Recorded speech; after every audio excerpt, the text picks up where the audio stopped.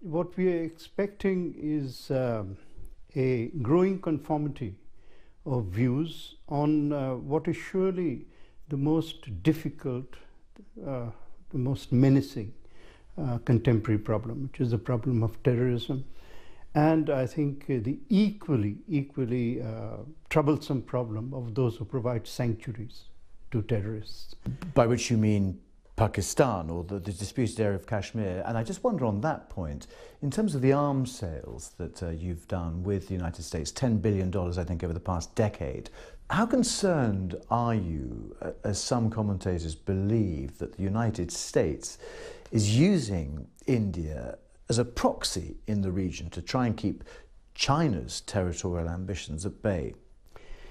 India really has a very secure understanding of its own needs and requirements, and we are very proud and confident about our ability to do our own take our own security measures.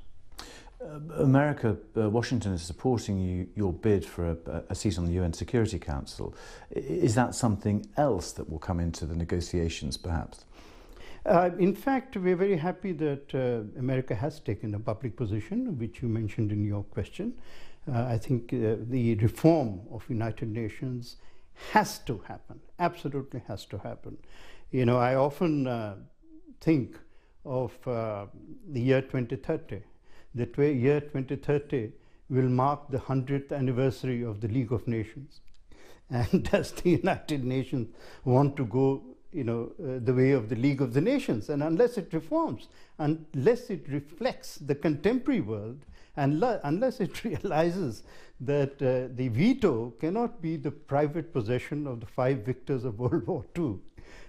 So unless reform happens, the UN will go down in history as the League of Nations? Well, I mean, who knows what will happen by 2030, but those tasked by history to look ahead should look a little behind as well.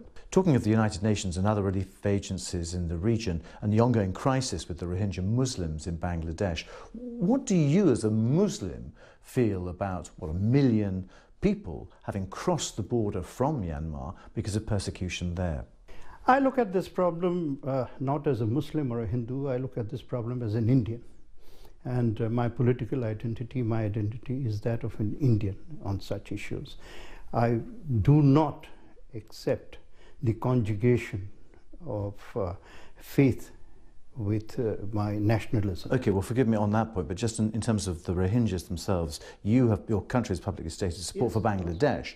What should happen, though, to the refugees at the moment in the camps in Bangladesh who are living in appalling conditions? We have urged that the nations involved, which is Burma, Bangladesh, we as friends of both. But should they be repatriated to Myanmar? We believe that those refugees should go back. Then they must go back in conditions of security.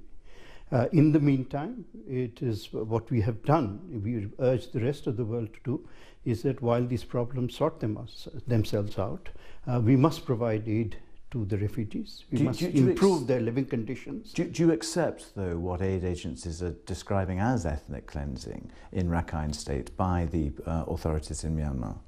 That may be the language of aid agencies, but I think... and by UN officials as well. Yeah, that may be the language that certain officials choose to... But let us really seek to calm the situations and find our way towards solutions. There is no percentage really in using provocation when there is such a human crisis. But are you satisfied with the response by Aung San Suu Kyi, for example, who denies any of these charges?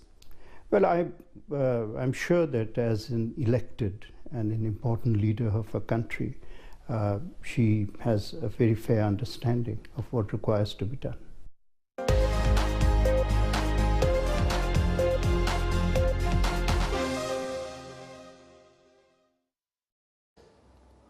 A British former assistant of Harvey Weinstein says that she was paid more than $160,000 to keep quiet after accusing the film producer of sexual harassment.